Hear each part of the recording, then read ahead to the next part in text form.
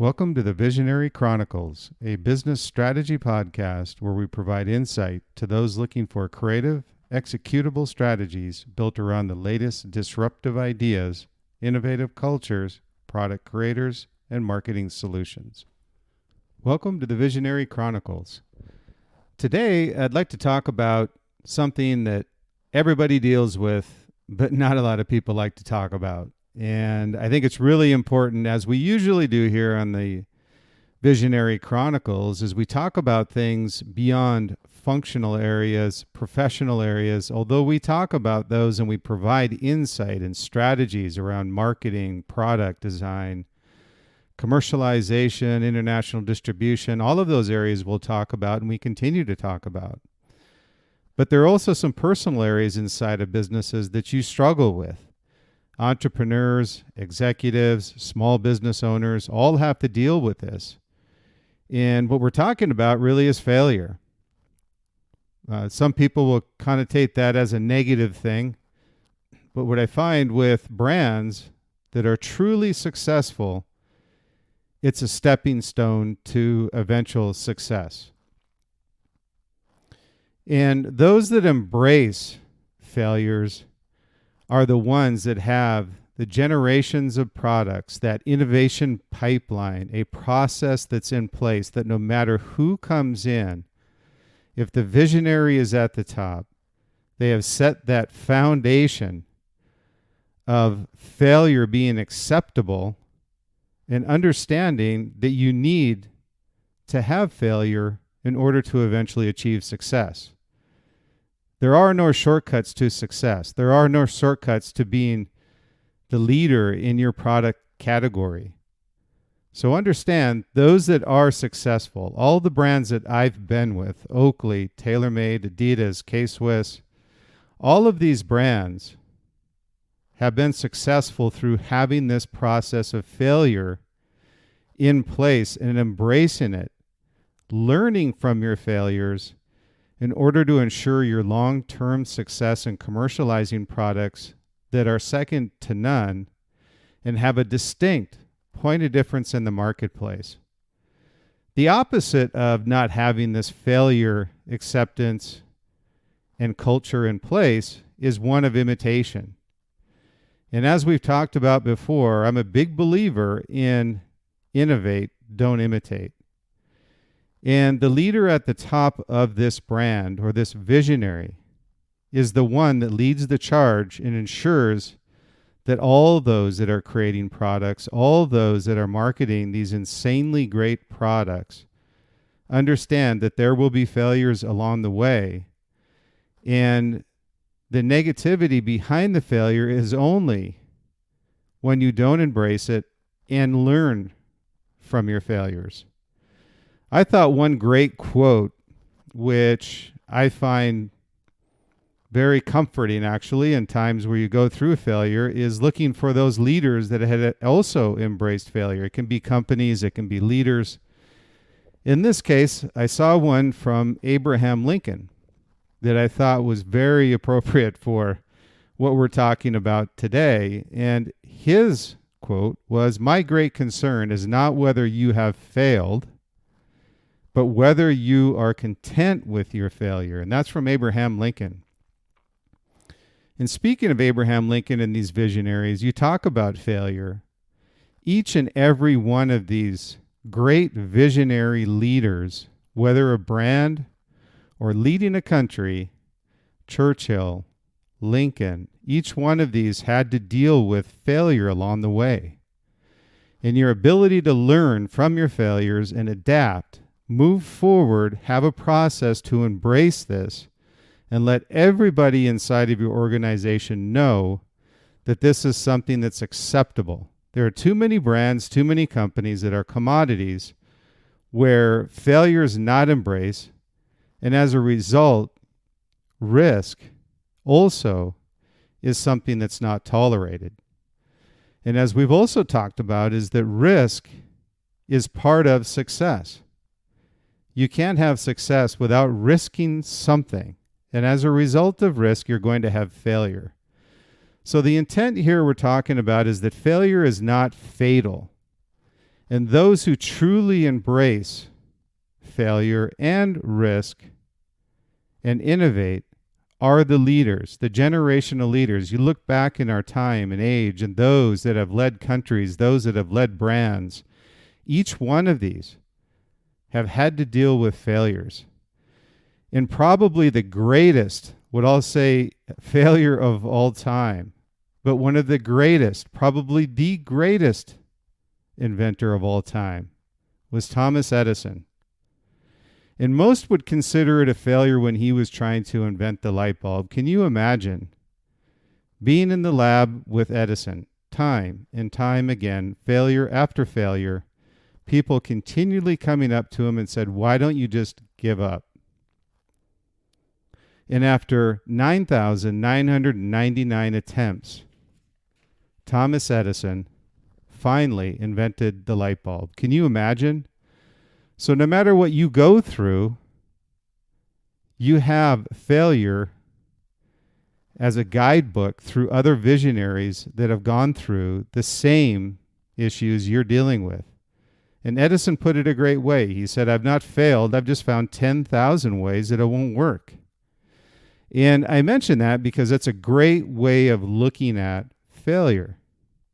It's not failure as long as you embrace it and understand why it failed and apply that failure to your next innovation, your next iteration. Now, not everything is going to succeed, but you have to get to a point where you've exhausted all options and there's no market for the product, and or you aren't commercializing it to the vision you had for the product. Now that means both the product category vision, the demographic vision, whatever it may be. You originally had a vision for this product, and if it's not realized through the product, then it's best to leave it on the drawing board and move on to your next innovation. The fact is that you've embraced failure and that you've also embraced innovation.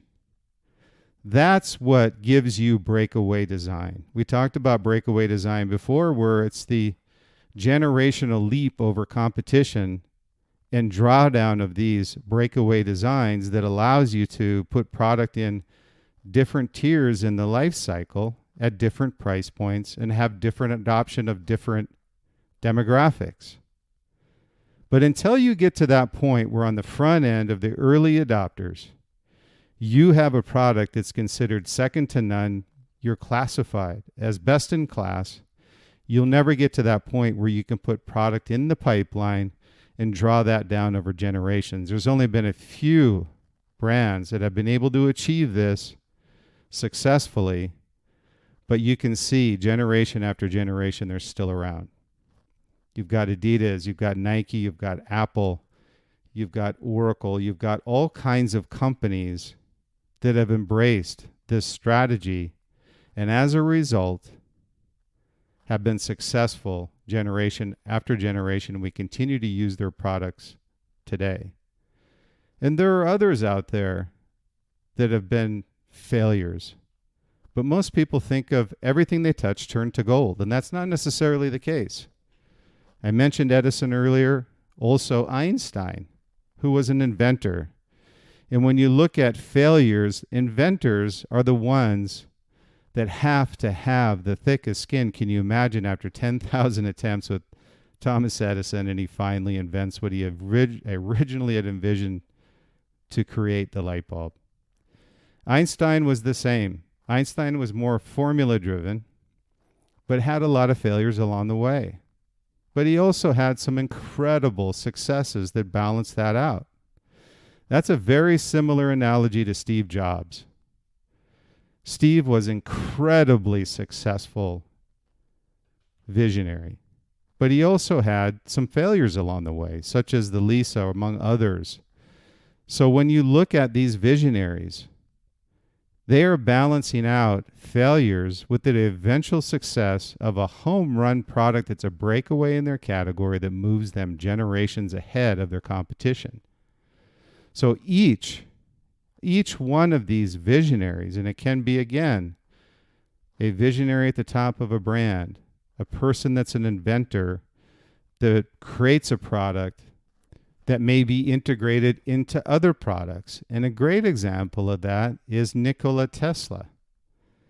He created AC, and Edison created DC.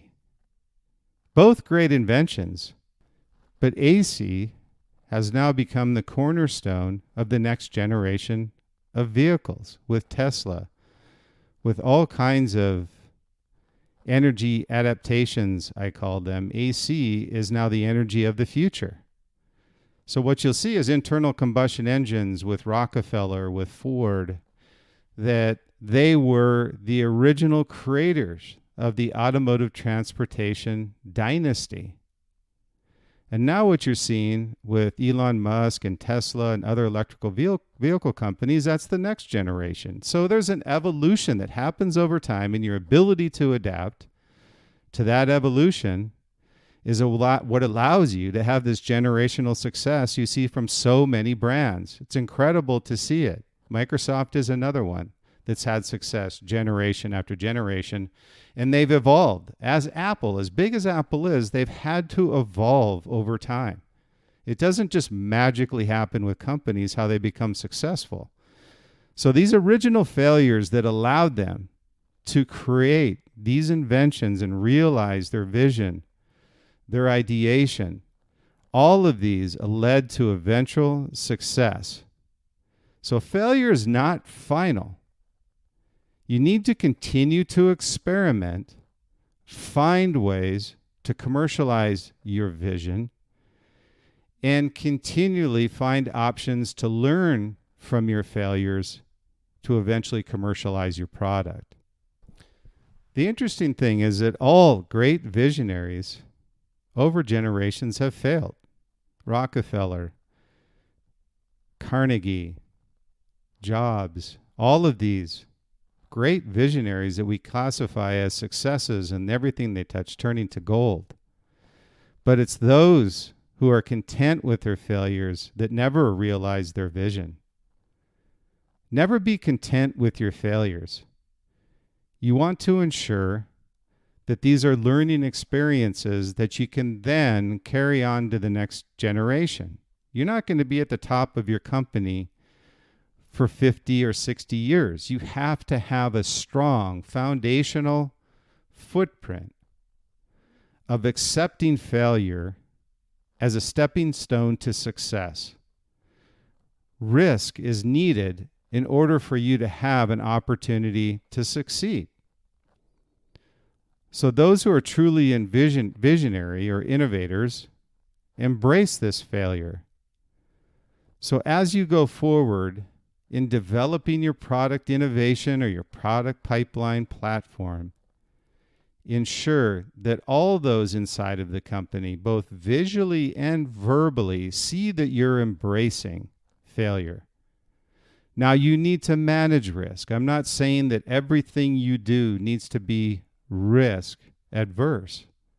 But what I'm saying is that if everything you're touching is so cautious that you never walk out on the bridge and experiment with failure, you'll never succeed. You will be a follower, and you may succeed in following others, but you'll never be classified as a leader. A couple other quotes that I thought were interesting in the vein of quitting.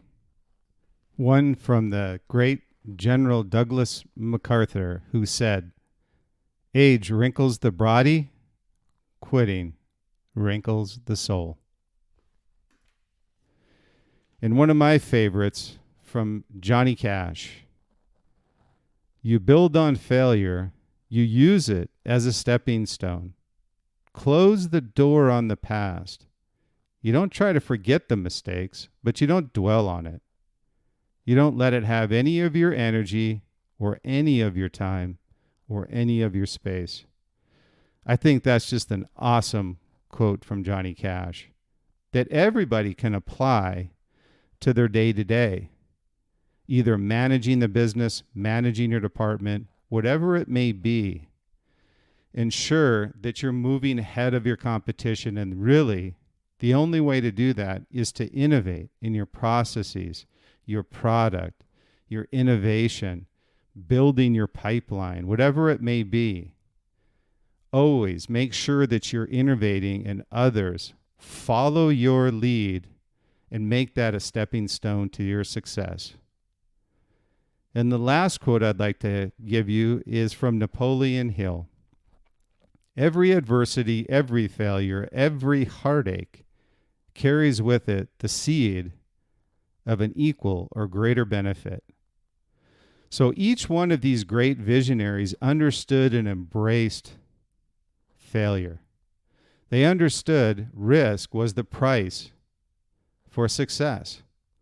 So as you continue to build your company, your brand, your product pipeline, embrace failure. It's your roadmap to success. Have faith, have courage, and ensure that those around you are part of this process. And as a team, you will succeed. Failure is not fatal. I want to thank you for listening to the Visionary Podcast today. I really appreciate your time. And I hope you enjoy the subjects that we're bringing up here with the Visionary Chronicles. It's more diversified, talked about business strategy, areas of support that you need in functional areas, but also on the personal side. There's a lot of things that you deal with as an entrepreneur, small business owner, manager, or executive. So we want to make sure we're addressing those as well. So if you like the content, I just wanted to kind of put something out there that hopefully you could join or subscribe to the Visionary Podcast, or at least give us a shout out on the rating. We'd really appreciate it. We're available on Apple Podcasts, Spotify, iHeart, Pandora. And for those that do give us a rating, we're also going to be doing some giveaways. We'll have some t-shirts, some different stickers, some rings that we're giving out, some super cool rings on the Visionary side. And different subjects. If you've got some subjects you would like us to talk about, you can see when I introduce the podcast each week that these usually come from our listeners on a subject area of concern with them or area that they would like me to talk about. And also, we're going to be starting our interviews. And if there's anybody out there, we've got about 10 lined up right now. We have former executives from action sports industry, sporting good industry, ones that you'll find very intriguing. We're going to have also some graphic designers that will be joining the podcast as well. So if you've got an idea of some people we might want to interview, I'd certainly appreciate it. We look forward to building our visionary community with you and appreciate your time and listening in, and look forward to the next podcast and you being part of our community as well. Have a great day.